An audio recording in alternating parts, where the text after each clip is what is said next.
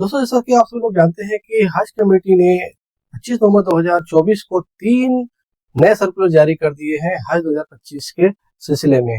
जिसमें से जो पहला सर्कुलर है वो है सर्कुलर नंबर 12, जिसमें हज कमेटी ने मेहरम वाली औरतों के लिए 500 सीटें जो रिजर्व रहती थी उनका एप्लीकेशन चालू कर दिया है।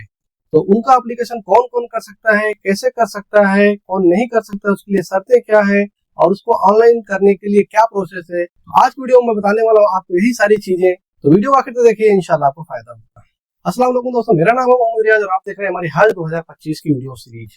दोस्तों, 25 नवंबर 2024 को हज कमेटी ने 3 नए सर्कुलर जारी कर दिए, जिसमें सर्कुलर नंबर 12, 13 और 14।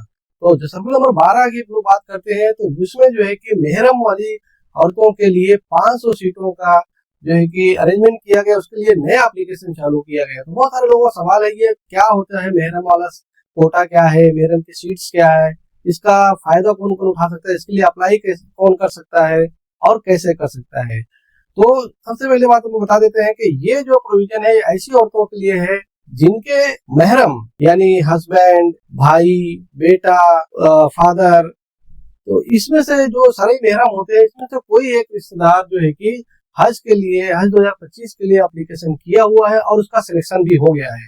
लेकिन इन औरतों ने उस टाइम पे एप्लीकेशन नहीं किया था किसी भी वजह से, चाहे उनका पासपोर्ट रेडी नहीं था, पैसे का इंतजाम नहीं था या कुछ और वजह से। लेकिन अब ये औरतें जो है कि हज पे जाना चाहती हैं और अगर इस साल वो हज पे नहीं गई इन लोगों के साथ, अपने मेहरम के साथ, तो अगले साल उनको जो है कि हज पे जाने में दुश्वारियां आएंगी, क्योंकि हज में पैसा ज्यादा लगता है और मेहरम उस टाइम पे अवेलेबल हो नहीं हो, और औरत विदाउट मेहरम जा नहीं सकती है कुछ केसेस में छोड़ के, लेडीज विदाउट मेहरम वाली कैटेगरी का छोड़ के। और जो है कि पैसे का इंतजाम अगली बार जो है कि उनको मेहरम को वापस से जाने का, मेहरम को रिपीट करने का ऑप्शन रहता है। और ऐसी औरतों के लिए जिन्होंने कभी हज नहीं किया हुआ है लेकिन उनके पास उतना पैसे का इंतजाम हो पाएगा नहीं हो पाएगा, ये सारी तकलीफों को देखते हुए हज कमेटी ने ये जो है कि एज पर गाइडलाइंस 500 सीटें रिजर्व रखी थी ऐसी औरतों के लिए, जिसे लेटर स्टेज पे अगर करना चाहें एप्लीकेशन तो कर सकती हैं और जा सकती हैं। तो ये कई सालों से चल रहा है दोस्तों। तो इसमें हम लोग देख लेते हैं कि कौन कौन सी औरतें जो है कि अप्लाई कर सकती हैं, उनके लिए टर्म्स एंड कंडीशंस क्या है। तो सबसे पहला टर्म्स एंड कंडीशन ये है कि जो भी औरत है उसका जो मेहरम है, जिसमें बाप, भाई, शौहर, बेटा, तो इस तरह के जितने भी सारे मेहरम हैं उनके जो हो सकते हैं मर्द हजरात, उन्होंने ऑलरेडी एप्लीकेशन किया होना चाहिए और उनका सिलेक्शन भी हो गया हो फर्स्ट टाइम में कोर्रा में, या फिर अभी जो फर्स्ट वेटिंग लिस्ट हुई है जारी उसमें, इन दोनों में से उनका जो है कि सिलेक्शन हुआ होना चाहिए। और ऐसी औरतों के लिए जो दूसरा सबसे बड़ा शर्त है, दूसरी जो सबसे बड़ी शर्त है, कंडीशन है, वो ये है कि ऐसी औरतें जिंदगी में कभी भी हज कमेटी के थ्रू या प्राइवेट हज ऑपरेटर्स के थ्रू किसी भी जरिए से हज नहीं किया होना चाहिए। ये इनका लाइफ टाइम में, जिंदगी में पहली बार हज होना चाहिए। अगर किसी भी तरीके से ये हज कमेटी को पकड़ में आ गया कि ये हज पहले हज कमेटी से किया हुआ है, तो जो है कि हज कमेटी इनका ये एप्लीकेशन कैंसिल कर सकती है। किसी भी स्टेज पे पैसा भरा होगा तो भी कैंसिल कर सकती है। दूसरा ये है कि प्राइवेट टूर से अगर गया हुआ या किसी दूसरे जरिए से गया हुआ है, हज किया हुआ है इस औरत ने, तो ये तो जो है कि हज कमेटी को मालूम नहीं पड़ेगा, लेकिन ये आपका जो है कि अपने जमीर की बात है, आपके ऊपर हज कमेटी ने शर्त लगा दिया है, आप अपने को जो है कि इसकी ईमानदारी दिखानी है कि आप इसके पहले नहीं गए हैं और आप हज पे जा रहे हैं, तो इसलिए आप बेईमानी करके गलत तरीके से इंफॉर्मेशन देके कसम खा के नहीं जाएंगे। तो इसलिए आप लोग ध्यान रखें कि अगर आपने प्राइवेट से भी हज किया हुआ है, ऐसी औरतें जो मेहरम कोटे में एप्लीकेशन करना चाहती है तो भी उनको नहीं करना है, क्योंकि उनसे जो है कि डिक्लेरेशन लिया जाएगा कि आपने पहले किसी भी तरीके से हज नहीं किया हुआ है। इसके अलावा जो तीसरी शर्त है वो ये है कि आपको जो भी कवर के साथ में जाना है, मतलब जिस मेहरम के साथ में जाना है, उस मेहरम के साथ में आपका मेहरम वाला जो रिश्ता है उसका जो है कि कोई ना कोई प्रूफ देना पड़े। जैसे अगर हस्बैंड है तो आप जो है कि वेडिंग सर्टिफिकेट, मैरिज सर्टिफिकेट वगैरह दे सकते हैं। इसी तरीके से बाप है, भाई है, तो राशन कार्ड, इस तरह से कोई ऐसा सर्टिफिकेट, कोई ऐसा प्रमाण पत्र जिसपे जो है कि दोनों का रिलेशन लिखा होना चाहिए, मेंशन होना चाहिए। तो ज्यादा करके जो बाप बेटे, बाप भाई बहन वाला जो रिलेशन रहता है, वो राशन कार्ड में, अगर फैमिली के राशन कार्ड में नंबर है, नाम है दोनों जन का, तो उसमें रिलेशन भी लिखे रहते हैं, तो इजीली जो है कि इससे स्टेब्लिश हो जाएगा। तो ये आपको रिलेशनशिप वहाँ पे स्टेब्लिश करना पड़ेगा, प्रूफ करना पड़ेगा हज कमेटी में जब आपका डॉक्यूमेंट दोगे। तो ये चीजें भी आपको ध्यान में रखनी है। अगर आपको ये 3 कंडीशंस आपकी जो है कि आपकी बराबर है, सही है, ये शर्तें आप में पाई जाती है, तो आप जो है कि एप्लीकेशन मेहरम कोटे में 500 सीट्स के लिए जो है उसमें एप्लीकेशन कर सकते हैं। और इसका जो सिलेक्शन होगा वो बता देता हूँ कि अगर 500 सीट के अंदर यानी जितना कोटा है उसके अंदर एप्लीकेशन आए तो सारे के सारे लोगों का सिलेक्शन हो जाएगा। लेकिन कोटे से ज्यादा अगर एप्लीकेशन आ गए, 500 से ज्यादा अगर एप्लीकेशन आ गए तो इसमें भी कुर्रा होएगा, इसमें भी वेटिंग लिस्ट आएगी। तो दोस्तों इसका ऑनलाइन एप्लीकेशन कैसे करना है वो हम आपको बता देते हैं। तो उसके लिए आप जो है कि अचीवमेंट की वेबसाइट पे चले जाना है। वहां पे जो है कि वेबसाइट के लास्ट में जैसे जनरेट पेन शिफ्ट करके एक नया मेनू ऐड किया गया था, उसके लास्ट में उसके बाजू में जो है कि एक नया मेनू ऐड किया गया है मेहरम लॉगिन, उस पे आपको क्लिक करना है। और जैसे आपने पहले हज एप्लीकेशन के लिए रजिस्टर किया था उसी तरीके से अब आपको फिर से यहाँ पे रजिस्टर करना है। तो यहाँ पे आपको क्या क्या चीजें करनी है, सबसे पहला तो आपको करना है कि एक नया मोबाइल नंबर, जैसा कि वो मेहरम वाली लेडीज का अगर है तो अच्छा है, उनका मोबाइल नंबर डालना है और उसको वेरीफाई करना है। ओटीपी उस पे आएगा और उसको ओटीपी डाल के वेरीफाई करना है। उसके बाद जो है कि आपको जिस मेहरम के साथ जाना है उस मेहरम का जो कवर नंबर है जो पहले से सिलेक्टेड है वो कवर नंबर डालना है। उसके बाद फिर आपका नाम वगैरह सारी चीजें डाल देनी है, स्टेट डालना है, डिस्ट्रिक्ट डाल देना है। ये सब चीजें करके आपको पासवर्ड वगैरह डाल के रजिस्टर कर लेना है। रजिस्टर करने के बाद फिर आपको जो है कि लॉगिन करना है, मेहरम वाला लॉगिन। तो जब मेहरम वाला लॉगिन आप करेंगे तो फिर जब हम कंप्यूटर स्क्रीन पे आ जाते हैं तो वहां पे आप देखते हैं कि मेहरम एप्लीकेशन फॉर्म डिटेल करके ऑप्शन आता है। तो वहां पे आपको जाना है। तो सबसे पहला है applicants detail as per international passport. तो जो एप्लीकेशन कर रहे हैं, जो लेडीज एप्लीकेशन कर रहे हैं, उनका पासपोर्ट आप साथ में रखिए और उनका जो डिटेल यहाँ पे डालना है एज पर पासपोर्ट डालना है। तो सबसे पहले आपको वहाँ पे पासपोर्ट नंबर उनका डाल देना है। तो जो भी आपका पासपोर्ट नंबर रहेगा वो आपको यहाँ पे डाल देना है। फिर उसके बाद प्लेस ऑफ इशू, उनका पासपोर्ट कहाँ से इशू हुआ है जो कि वहाँ पे लिखा रहता है पासपोर्ट में, वहाँ पे आप जो है कि प्लेस ऑफ इशू डाल देंगे, यहाँ पे टाइप कर दें। उसके बाद डेट ऑफ इशू आपको डालना है कि किस डेट को जो है कि आपका पासपोर्ट इशू हुआ। तो दोस्तों एप्लीकेशन करते टाइम आपको ये ध्यान देना है कि आपका जो पासपोर्ट है मेहरम वाली औरतों का, अगर ये इनका नया पासपोर्ट है तो उसका जो इशू डेट होना चाहिए वो कम से कम 9 दिसंबर 2024 होना चाहिए, क्योंकि 9 दिसंबर लास्ट डेट है एप्लीकेशन का। तो उस डेट से पहले का होना चाहिए या उस दिन तक का होना चाहिए तो पासपोर्ट मान लिया जाएगा। और इसकी जो वैलिडिटी है वो कम से कम 15 जनवरी 2026 होनी चाहिए, क्योंकि सभी हाजियों का पासपोर्ट जो हज 2025 में जाना चाहते हैं उनका पासपोर्ट कम से कम 15 जनवरी 2026 तक वैलिड होना चाहिए। तो आप जो है कि डेट ऑफ इशू डाल देंगे, यहाँ पे जो भी इशू डेट रहेगा वो डाल देंगे। उसके बाद जो है कि डेट ऑफ एक्सपायरी आपको डाल देना है। तो जो भी है कम से कम जो है कि 15 जनवरी 2026 तक की एक्सपायरी डेट होनी चाहिए। फिर उसके बाद प्लेस ऑफ बर्थ, ये भी जो है कि पासपोर्ट में लिखा रहता है, वहां पे आप जो है कि प्लेस ऑफ बर्थ टाइप कर देंगे। फिर उसके बाद उसके बाद जो फर्स्ट नेम, मिडिल नेम और लास्ट नेम यानी सरनेम। तो आपने अगर एप्लीकेशन इनके नाम से भरा हुआ है तो ऑटोमेटिकली ये फील्ड में डेटा आ जाएगा। तो आप ध्यान रखें कि उस औरत के नाम से ही एप्लीकेशन करें। तो जिनको जाना है उसी औरत के नाम से आप एप्लीकेशन करें, जिससे ये डेटा ऑटोमेटिक वहां आ जाएगा। फिर उसके बाद डेट ऑफ बर्थ आपको लेना है। डेट ऑफ बर्थ आपको डाल देना है एज पर पासपोर्ट। वो जो है कि उसके हिसाब से एज जो है आपको ऑटोमेटिकली कैलकुलेट कर लेगा। तो यहाँ पे जो भी डेट हमने डाला उसके हिसाब से यहाँ पे एज आ गया।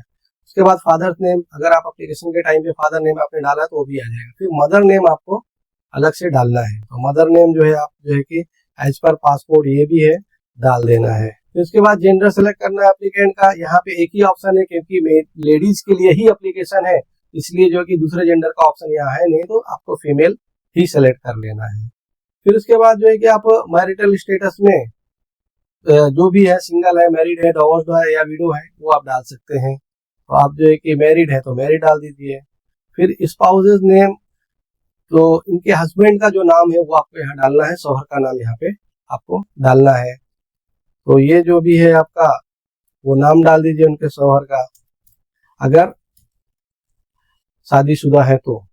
उसके बाद जो है कि फिर आपसे ब्लड ग्रुप पूछा। ये फॉर्म दोस्तों लगभग आइडेंटिकल सेम है जैसा आपने पहला फॉर्म अपने लिए भरा हुआ था हज एप्लीकेशन के लिए। तो यहाँ पे आपको जो है कि जो भी आपका ब्लड ग्रुप है वो सिलेक्ट कर लेना है। फिर अकोमोडेशन कैटेगरी इस बार एक ही है, फिर भी यहाँ पे ऑप्शन है तो आपका जीजिया ही सिलेक्ट कर लेना है। फिर उसके बाद आपको हज गाइड किस लैंग्वेज में चाहिए, इंग्लिश, हिंदी, उर्दू, तमिल, तेलुगु, गुजराती, बंगाली, असमीज, मलयालम, कन्नड़ा, मणिपुरी, तो इसमें से जो भी आपको लगता है वो आप सेलेक्ट कर लीजिए। आप उसको हिंदी में सेलेक्ट कर लीजिए, अगर आपको हिंदी में लगता है। उर्दू लगता है तो उर्दू में सेलेक्ट कर लीजिए। फिर आपको जो है कि हेल्थ का डिटेल के बारे में पूछता है, तो हेल्थ डिटेल जो आपका है वो डाल दीजिए, जैसे कि हाइपरटेंशन है, कार्डियोवैस्कुलर डिजीज है, डायबिटीज है, कैंसर है, जिस तरह की बीमारी है। आपका कोई बीमारी है तो ठीक है, नहीं है तो नॉट अप्लीकेबल पे भी आप कर सकते हैं, अगर कोई बीमारी नहीं है। उसके बाद लेडीज है इसलिए प्रेगनेंसी के बारे में पूछा जा रहा है। अगर प्रेगनेंसी है तो यस करिए, तो उसका डिटेल आपको देना पड़ेगा, और अगर प्रेगनेंसी नहीं है तो आप जो है कि नो कर दीजिए। फिर उसके बाद यहाँ पे जो है कि ऑप्शन पूछ रहा है प्रेजेंट रेजिडेंशियल एड्रेस का, तो यहाँ पे पूछ रहा है कि सेम एज कवर हेड अगर लिखना है आपको, तो यहाँ पे उसको सेलेक्ट कर लीजिए, तो सारा डिटेल वहां से आपको ऑटोमेटिकली ये उठा लेता है, ले लेता है। जैसा कि आपके कवर हेड का जो एड्रेस है वो फॉर्म उन्होंने भरा हुआ था, जो आपने कवर नंबर डाला है ये वहां से डेटा ले लेगा। तो जो पहले आपने जो है कि मेहरम का कवर नंबर डाला था वहां से ये डेटा उठा लेगा, उनका एड्रेस पूरा यहाँ पे ले लेगा। फिर उसके बाद अगर आपका जो ये, तो अगर आपका एड्रेस सेम है एज कवर हेड तो आपको ज्यादा टाइपिंग वगैरह यहाँ पे नहीं करनी पड़ेगी, सिर्फ यस कर देना है। फिर आपको ऑक्यूपेशन आपका देना है एडिशनल इंफॉर्मेशन में, बिजनेस है, हाउस वाइफ है, जो भी उस तरह से आप यहाँ सेलेक्ट कर सकते हैं। मल्टीपल ऑप्शन है, तो आप यहाँ अगर हाउस वाइफ है तो हाउस वाइफ सेलेक्ट कर लीजिए। उसके बाद पढ़ाई के बारे में पूछता है, क्वालिफिकेशन क्या है, ग्रेजुएट, अंडर ग्रेजुएट, जो भी है आप प्राइमरी से लेके, अगर नहीं पढ़ा हुआ इलिटरेट है तो नहीं लिख दीजिए, समझ लीजिए यहाँ ग्रेजुएट कर देते हैं। तो आधार कार्ड पैन कार्ड पूछ रहा है, उसको जो है कि आपको यहाँ डालना कंपलसरी नहीं है, ऑब्लिगेटरी नहीं है, तो इसके लिए आप इसको छोड़ भी सकते हैं, कोई जरूरी नहीं है। फिर उसके बाद नॉमिनी का डिटेल पूछ रहा है कि जो आपका नॉमिनी होएगा इन केस ऑफ इमरजेंसी, तो उसका जो है कि आपको यहाँ डिटेल डालना है। तो आपके जो भी नॉमिनी जिनको बनाना है उनको जो है कि उसका नाम यहाँ पे आपको डाल देना है। उसके बाद नॉमिनी से आपका जो रिलेशनशिप है वो डालना बहुत जरूरी है। यहाँ पे सारी चीजें दिया हुआ है, aunty, brother, brother in law, cousin, cousin sister, daughter, daughter in law, father, father in law, grand daughter, grand father, grand mother, grand son, husband, mother, mother in law, nephew, niece, sister, sister in law, son, son in law, step mother, uncle, wife, इतनी सारी चीजें हैं। इस relation में से आपको जो भी सिलेक्ट करना है वो आप सिलेक्ट कर लीजिए। फिर इसके बाद नॉमिनी का एड्रेस आपको डाल देना है, जो भी है आप वो एड्रेस बराबर से यहाँ डाल दीजिए नॉमिनी का। फिर उसके बाद नॉमिनी का स्टेट कौन सा है, अगर सेम स्टेट है तो आप जैसे महाराष्ट्र है तो महाराष्ट्र डाल दीजिए, डिस्ट्रिक्ट भी अगर सेम है तो डिस्ट्रिक्ट भी सेम डाल दीजिए, और अगर आपका डिस्ट्रिक्ट दूसरा है तो आप जो है कि उसको भी सेलेक्ट कर सकते हैं। तो इसको जो है कि आप ड्रॉप डाउन करके सेलेक्ट करिए, नहीं तो ये डिस्ट्रिक्ट बराबर से पॉपुलेट नहीं होएगा। इसमें जो है कि फिर मेहरम का डिटेल आपको डालना है, तो जो भी मेहरम आपका है जिसके साथ आप जा रहे हैं एज पर कवर हेड, उसका नाम यहाँ पे डाल देना है। तो कवर में जो भी आपका मेहरम है उसका डाल देना है, उसका जो है कि इसी तरीके से रिलेशनशिप आपको भी डाल देना है कि उससे रिलेशन क्या है। मेहरम का पासपोर्ट जो है तो वो पासपोर्ट भी आपको इधर डाल देना है, जो भी है उनका पासपोर्ट। तो इसके बाद जो है कि bank account same as cover head है, तो वो जो आपने कवर नंबर डाला हुआ है उसके हिसाब से ऑलरेडी यहाँ पे जो है कि बैंक का अकाउंट आ जा रहा है, तो यहाँ पे आपको कुछ करने की जरूरत नहीं है। फिर उसके बाद अदर डिटेल्स में वही है, परमिसिबल मेहरम है, तो यहाँ पे तो परमिसिबल मेहरम वाली बात नहीं है, क्योंकि ये जो ऑप्शन है वो मेल के लिए, रिपीटर मेल के लिए जो किसी का मेहरम बन के जाता है। आप ऑलरेडी लेडीज है तो आपको इसका ऑप्शन नहीं, यहाँ पे हमेशा आपको नो ही करना है। तो कुर्बानी का जो ऑप्शन है वो आपसे नहीं पूछ रहा है, क्योंकि कुर्बानी का ऑप्शन एक कवर वालों के लिए एक ही होता है। तो जो भी आपने कवर हेड में जो ओरिजिनल कवर हेड होगा उसमें सिलेक्शन किया होगा यस या नो, वो ऑटोमेटिकली आपको एप्लीकेबल हो जाएगा, इसलिए यहाँ आपका ऑप्शन वो एप्लीकेबल नहीं है। उसी तरह से जोफा मिकात के लिए भी आपको एप्लीकेबल नहीं है। लेकिन एनआरआई का जो ऑप्शन है वो एप्लीकेबल है, क्योंकि ये इंडिविजुअल हो सकता है, कोई एक बंदा एनआरआई होगा बाकी सब लोग इंडियन होंगे, इस तरह से हो सकता है। तो अगर आप एनआरआई हैं तो आप यस कर दीजिए, अगर नहीं है तो नो कर दीजिए।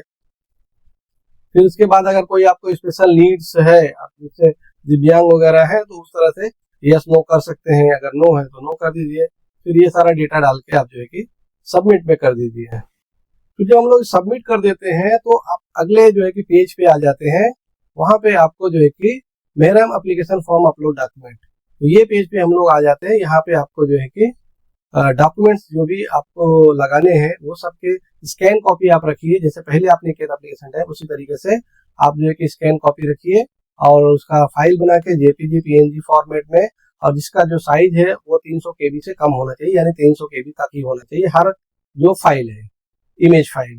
तो उसमें आपको सबसे पहले आपका फोटोग्राफ जो है कि अपलोड करना है, passport size photo white background वाला, वो आपको अपलोड करना है। फिर उसके बाद पासपोर्ट का जो फर्स्ट पेज है उसका जो है कि फोटो अपलोड करना है। फिर सेकंड पेज, लास्ट पेज जो है पासपोर्ट का, फिर लास्ट पेज जो पासपोर्ट का उसका जो है कि आपको फोटो अपलोड करना है यहाँ पे। फिर उसके बाद एड्रेस प्रूफ, अगर आपका एड्रेस प्रूफ अलग है तो आप यहाँ पे कर सकते हैं। तो उस तरह से जो भी है, आप पासपोर्ट है तो पासपोर्ट ही आप अपलोड कर दीजिए, और अगर अलग है आधार कार्ड वगैरह है तो वो आप अपलोड कर लीजिए। फिर यहाँ पे सबसे बड़ा चीज आपको जो ध्यान देना है वो ये मैंने पहले आपको बताया था कि आपको मेहरम का रिलेशनशिप यहाँ स्टेब्लिश करना पड़ेगा, दिखाना पड़ेगा कि आपका मेहरम जो जिसके साथ आप जा रही हैं, जिसको आपने जिसके कवर में, वो आपका मेहरम है। तो यहाँ पे मेहरम वाले जो भी आपके मैरिज सर्टिफिकेट, कोई एफिडेविट या जो भी एप्लीकेबल है उस तरह के जो सर्टिफिकेट्स है, राशन कार्ड, इस तरह का जो सर्टिफिकेट है वो आपको जो है कि यहाँ पे दिखाना है। तो उसका भी कॉपी आपको यहाँ पे अपलोड करना होगा, ये कंपलसरी है। तो ये सारी चीजें आपको कर लेना है। तो इतनी चीजें करने के बाद जो है कि आप फिर रेडी हो जाएंगे।